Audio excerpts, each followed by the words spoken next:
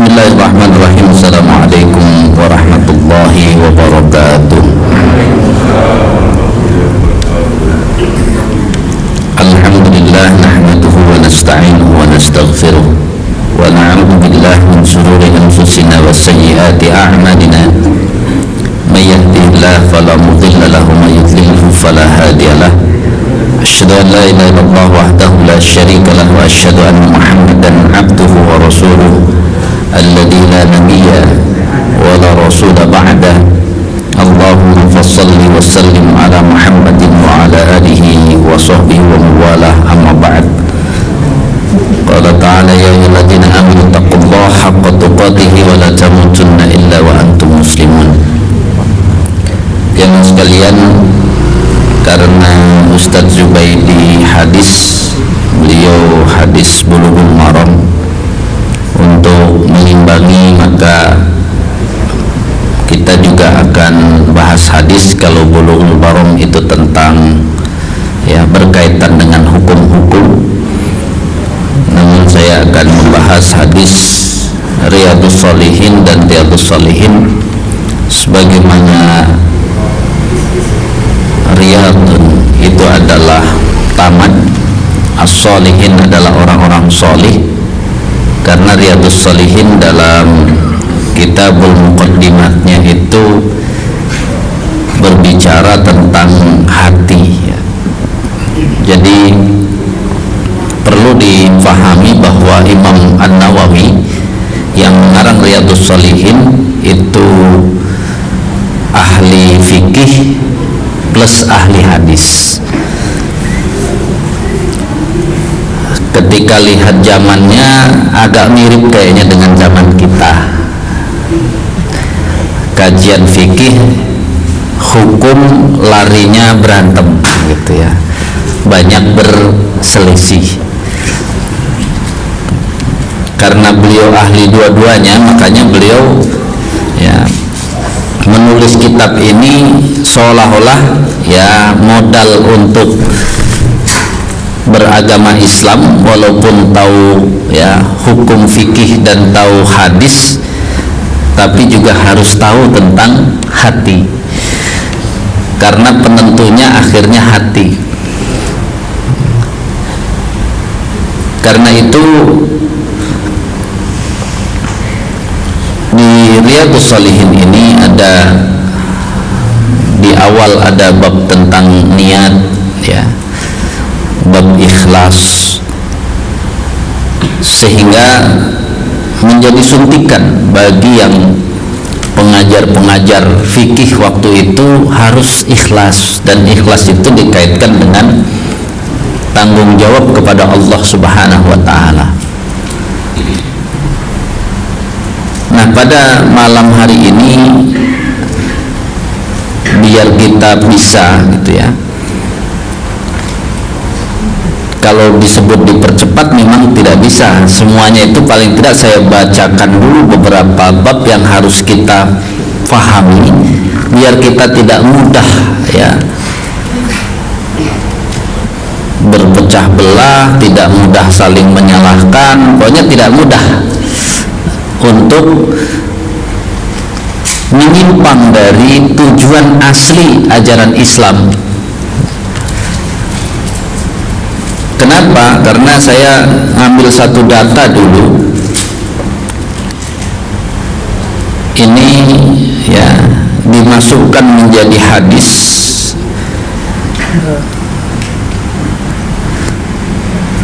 dari Abu Sufyan. Sebenarnya ini walaupun muttafaqun alaih, di sini diriwayatkan oleh Bukhari Muslim.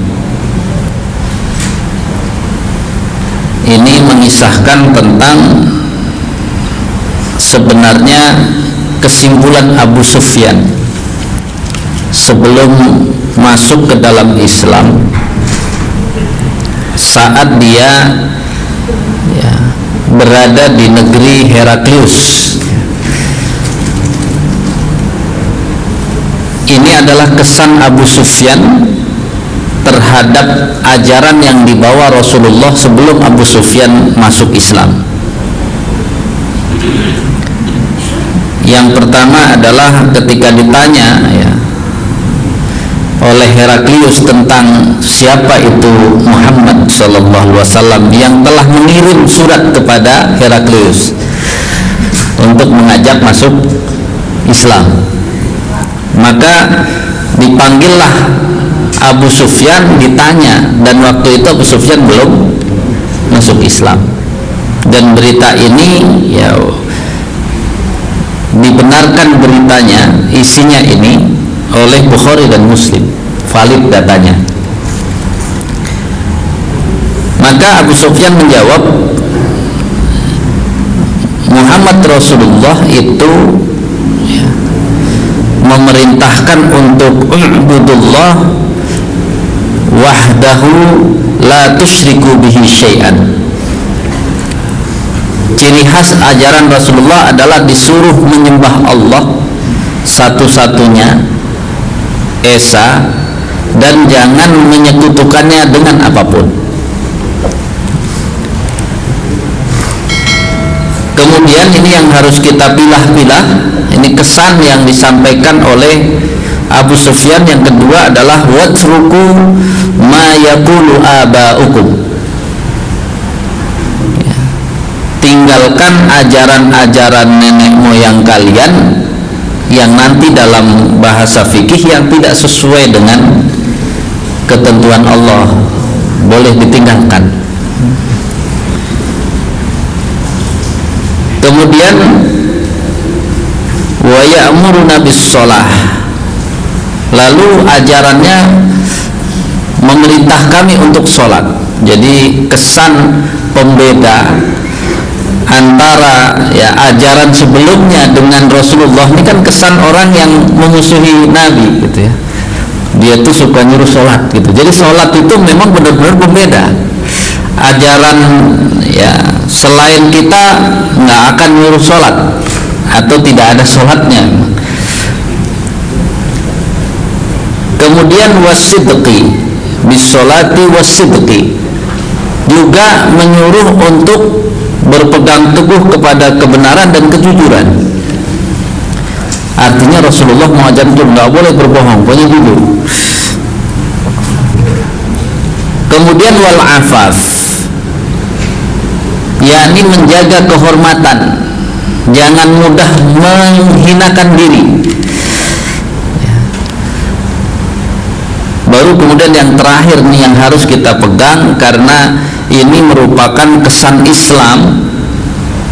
Siapapun kita, sehebat apapun kita, kalau kita mengatakan Islam, maka yang terakhir ini juga jangan dibuang, wasillah, yakni menghubungkan persaudaraan.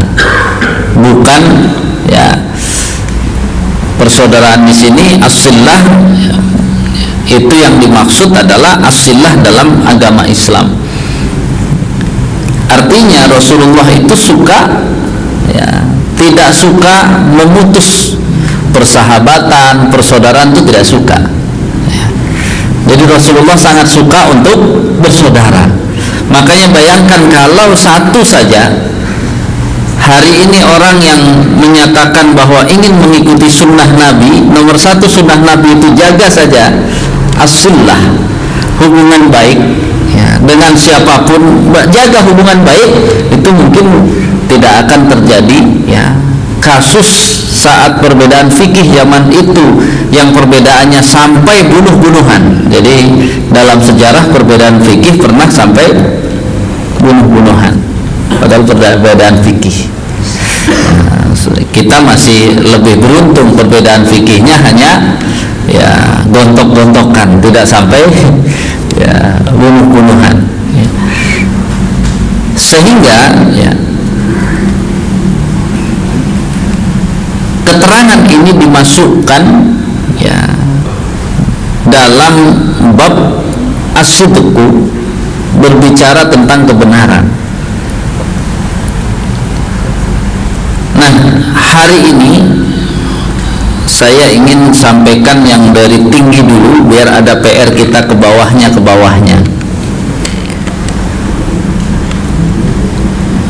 Imam An-Nawawi meletakkan bab istiqomah Istiqomah itu kan ya, akan terus menerus ya, berada dalam Islam, berada dalam amal-amal solih, berada dalam keimanan, berada dalam ketakwaan sampai akhir hayat.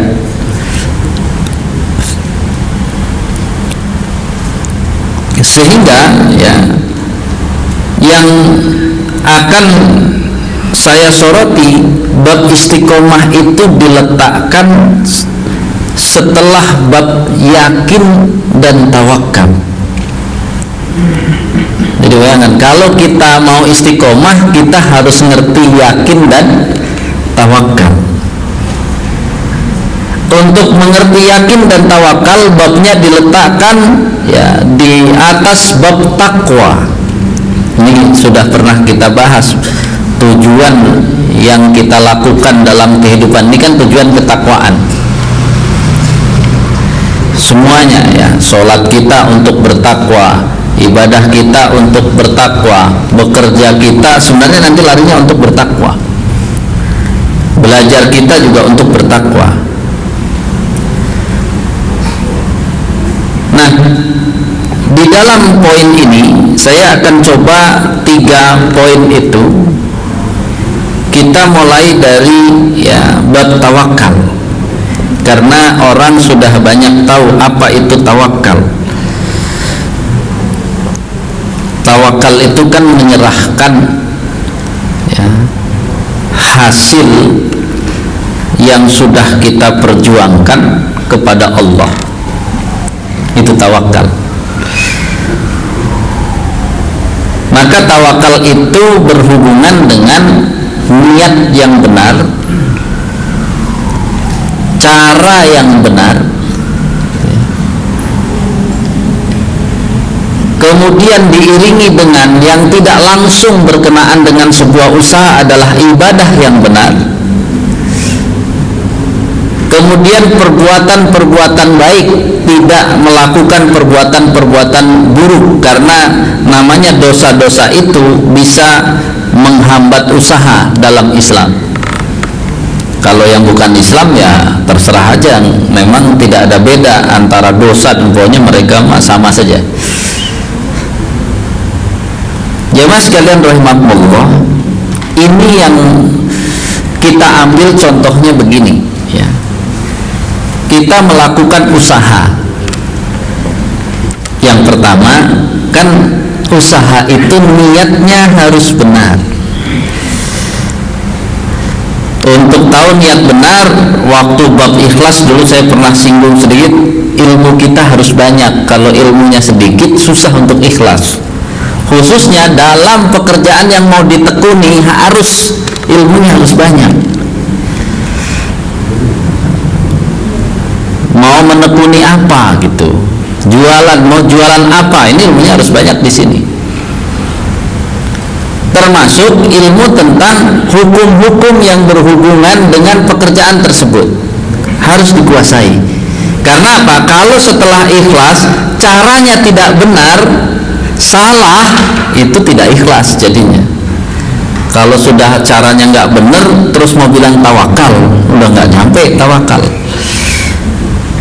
Jadi dari niat yang benar, niat yang paling tinggi adalah ikhlas, maka dia harus ilmunya cukup, kemudian diiringi cara yang benar. Cara yang benar berhubungan dengan pelaksanaan. Kan kadang ada orang yang sudah tahu itu salah, tapi dilaksanakannya yang salah, bukan yang benar.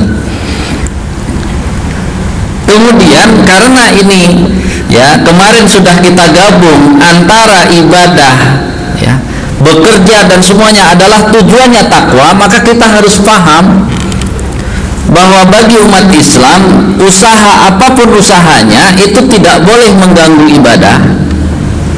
Yang ada harus memperkuat ibadah. Seorang muslim ya, melakukan apapun, dia tidak boleh melanggar yang haram. Dia harus melakukan itu semua. Kemudian yang berikutnya, setelah niatnya benar, usahanya benar, ibadahnya benar, tidak melanggar ketentuan-ketentuan Allah, baik tentang usaha ataupun dosa-dosa lain, masih ada satu lagi. Apa saja yang bisa mendatangkan pertolongan Allah harus dilaksanakan. Ya. Ada menolong orang, ada ya infak, ada sodakoh, ada berbuat baik, itu semua hal-hal yang berhubungan dengan mendatangkan pertolongan Allah. Jadi kan harus belajar bab niat, harus belajar bab tata cara, harus memperbaiki ibadahnya, ya. Harus menghindari dosa-dosanya, kemudian harus melakukan hal-hal yang mendatangkan pertolongan Allah. 5 inilah baru bisa mengatakan saya yakin dan tawakal. Jadi kalau tawakal dari caranya nggak benar, jangan bicara tawakal. Nah, sekarang kita uji sistem tawakal kita. Kira-kira kalau niatnya sudah benar, caranya sudah benar, ibadahnya juga benar, dosa-dosa sudah dihindari, aman, kemudian hal-hal yang mendatangkan pertolongan Allah sudah dilaksanakan. Nah, ini ujiannya, jawabannya menunjukkan ujiannya. Kira-kira pasti untung atau bisa untung dan rugi? Pasti untung atau bisa juga rugi dalam usaha tersebut. Kalau sudah niatnya benar, caranya benar gitu ya, ibadahnya benar, yang mendatangkan pertolongan Allah diberikan, dosa-dosa juga dihindari. Pertanyaannya, usahanya pasti untung atau bisa juga rugi? Ini kan suka salah orang Islam memahami ini. Ini ujian pemahaman kita tentang tawakal itu. Gimana nih Pak? Niatnya udah benar semua tadi. Pertanyaannya, usahanya pasti untung atau kadang untung kadang rugi? Gimana Pak Haji Nawawi? Pasti untung. Satu menjawab pasti untung. Nah, kan kita bebas, ini kan pertanyaan ujian. Nah, kadang untung kadang rugi.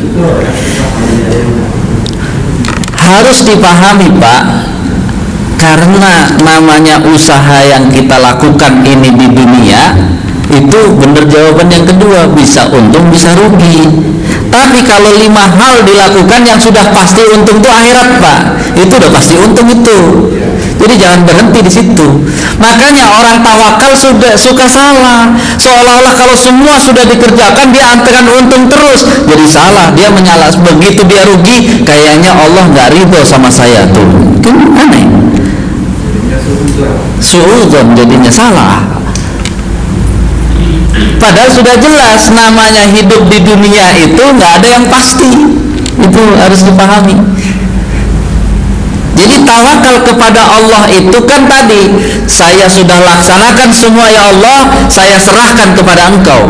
Pertanyaan kedua, ya, kalau untung baik atau buruk? Kalau rugi baik atau buruk? Itu pertanyaannya. Kebanyakan kaum muslimin mengatakan pas untung berarti baik, pas rugi nggak baik. Itu salahnya, berarti dia masalah di tawakal. Namanya tawakal itu dikasih untung di dunia ini baik menurut Allah, dikasih rugi saat itu baik menurut Allah. Yang penting 5 ini nggak hilang. Niatnya benar, caranya benar, ibadahnya benar, gitu ya. Dosa-dosanya tidak dilakukan, aman, gitu ya. Kemudian apa? Hal-hal yang mendatangkan pertolongan Allah laksanakan. Mau hasilnya untung itu terbaik, mau hasilnya rugi itu terbaik. Orang yang sudah paham ketentuan Islam, siapa yang hasilnya tidak baik itu, kalau niatnya nggak baik, caranya nggak baik, ibadahnya kacau, walaupun untung baik nggak? nggak baik, apalagi rugi. Sudah untung aja nggak baik, apalagi rugi. Karena apa? Celaka dia. Jadi mulai sekarang beda. Dulu saya sering sekali mengatakan kalau di dunia mau seneng-seneng terus, untung-untung terus, solusinya kan cuma satu, jadilah kafir yang baik. Jadi jangan jadi muslim, jadilah kafir yang baik. Jadi kalau di dunia ini orang kafir Pak baik banget, kenapa kok enak terus di dunia? Ada ayatnya, Allah tidak mau hutang kepada orang kafir di akhirat, maka semua balasan diberikan di dunia. Jadi memang mau kan saat ini kadang-kadang tujuan sekolah biar enak hidupnya di dunia, tapi tujuan ini di dunia ya udah jadi kafir aja. Makanya saat ini nggak nyambung. Kalau kita sudah mulai paham tuh ngamati omongan orang nggak nyambung. Dia yang penting apa? Pokoknya dunia ini enak ya. Kalau cuma mikirin dunia enak, gampang hidup itu. Ya tadi cuma jadi kafir kemudian baik gitu ya, jangan jahat kafirnya. Ya Allah kan berarti nggak mau hutang, akan dibalas di dunia. Bayangkan kalau Allah balas kebaikan kita semuanya di dunia, kan nggak ada sulitnya jadinya dunia ini. Jadi memahami Islam ini dalam bab yakin dan tawakal ya, itu Imam An-Nawawi nanti ya, ini mirip saja namanya dengan Pak Haji Nawawi ya. Masya Allah. Amin. Itu Rasulullah sampai ya, ini Imam Nawawi mengambil hadis ya yang berisi tentang apa? Dihadapkan kepadaku saat apa nanti itu kaum seluruh umat di dunia ini, fara'aitun nabi wa ma'ahu ruhaib, aku lihat Nabi punya sekumpulan pengikut. Kemudian wan nabiyyu wa ma'ahu ar-rajulu war-rajulan, ada nabi yang pengikutnya cuma satu orang, ada juga yang pengikutnya cuma 2 orang. Yang lebih lagi yang gini, wan nabiyyu wa laisa ma'ahu ahadun, ada juga nabi yang tidak punya pengikut. Pertanyaannya, kerjaan nabi itu waktu di dunia kira-kira ngajak orang serius nggak? Namanya juga nabi, statusnya sangat serius. Tapi hasil di dunianya ada nggak ini kalau yang nggak punya pengikut itu? Nggak ada hasil dia. Tapi pertanyaannya, para nabi itu nanti masuk surganya sama dengan para nabi yang lain atau dibedakan? Sama. Berarti kan bukan hasil yang dicapainya, tapi perjuangannya memang sama. Jadi perjuangannya sama, niatnya sama. Tadi kalau kita lihat 5 namanya nabi itu niatnya benar, caranya benar, ibadahnya benar, dia tidak masuk dosa-dosa, semua yang siap mendatangkan pertolongan Allah pasti dilakukan. Tapi masalahnya tadi Pak, nggak dapat untung apa-apa, orang nggak ada pengikutnya. Jadi ini kan kenapa dimasukkan ke dalam bab tawakal, biar kita paham namanya tawakal itu ternyata kita ketat dalam prosesnya. Saya mau rugi mau untung, pokoknya tetap caranya 5 tadi, niatnya benar. Saya kerja itu ya nomor 1 niatnya menghidupi keluarga, niatnya ibadah.